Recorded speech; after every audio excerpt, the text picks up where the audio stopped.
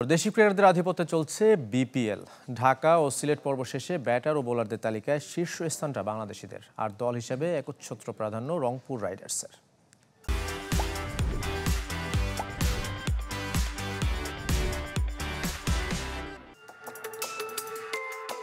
ঢাকা সিলেট শেষে বিপিএল এখন চট্টগ্রামে শুরুর অপেক্ষায়। দুই পর্বে বাকি 6 দলের চড়াই উতরাই থাকলেও অভিন্ন রংপুর রাইডার্স উত্তরবঙ্গের দলটাকে থামায় সাধ্যকার।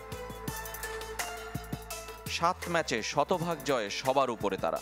অঙ্কের হিসাব যাই হোক, প্লে অফ খেলা নিশ্চিত, এমনকি প্রথম কোয়ালিফায়ারও হতে পারে।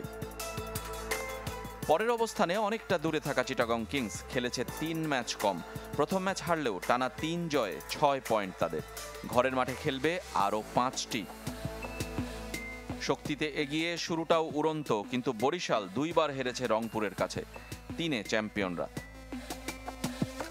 তলানিতে ঢাকা 7 ম্যাচে ঢাকার জয় মাত্র 1টি। তবে যেটি জিতেছে সব আলো কেড়ে নিয়েছে ক্যাপিটালস। বিপিএল ইতিহাসে সর্বোচ্চ দলীয় রান সঙ্গে ওপেনিং পার্টনারশিপের রেকর্ড বুকে নাম লিখিয়েছেন লিটন, তানজিদ তামিম। 241 রান ফ্র্যাঞ্চাইজি ক্রিকেটের সর্বাধিক। সেঞ্চুরির সাথে এক অর্ধশতকে সর্বোচ্চ রান সংগ্রাহকের তালিকায় উঠে এসেছেন লিটন। 240 রান ঢাকা ব্যাটারের, স্ট্রাইক রেট 164।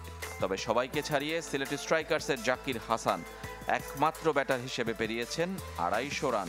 2 পর্ব শেষে 9 ব্যাটার করেছেন 200 রান।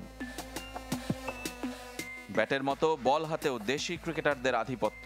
বিপিএলে এক ম্যাচের রেকর্ড 7 উইকেট নিয়ে তাসকিনের শিকার 14টি। আবু হায়দার, তানজিম হাসান সাকিবরা পরের অবস্থানে। এবার রান হচ্ছে, বাউন্ডারি ছোট করায় সমালোচনাও। তবে সব ছাপিয়ে জমজমাট Bangladesh premier league. Rezwanuzzaman, channel 24।